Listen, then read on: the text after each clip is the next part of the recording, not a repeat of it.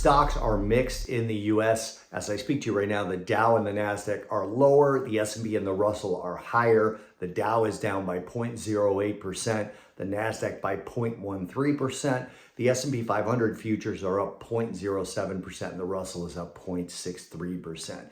Japanese GDP was much higher than expected on Sunday night, driving Japanese yields higher and the yen higher. The yen is up 0.4% against the dollar as I speak to you right now.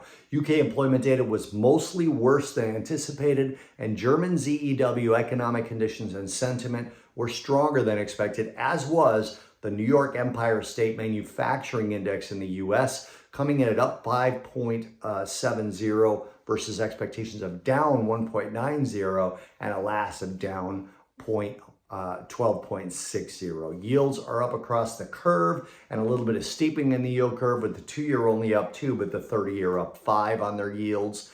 Gold is resuming its rise. If today ends as it began, it'll be the 8th consecutive session of higher closing prices and the 4th consecutive session of new all-time record high closing prices for gold.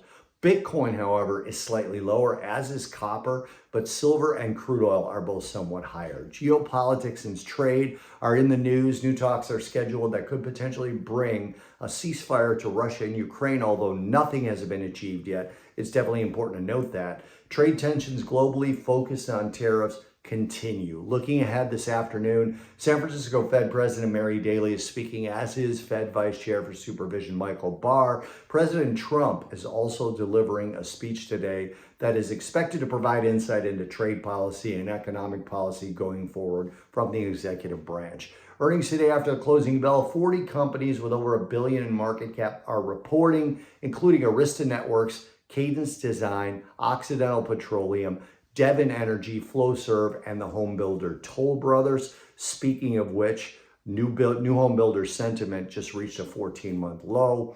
Earnings tomorrow, another 40 companies will be reporting with market caps over $1 billion, including Analog Devices, Garmin, Wix, Etsy, and Parsons Corp. Data tonight, we get a read on Australian wages. Tomorrow, UK CPI, more housing data in the US, and the FOMC minutes from the last Fed meeting, which is likely almost the most important data of this week.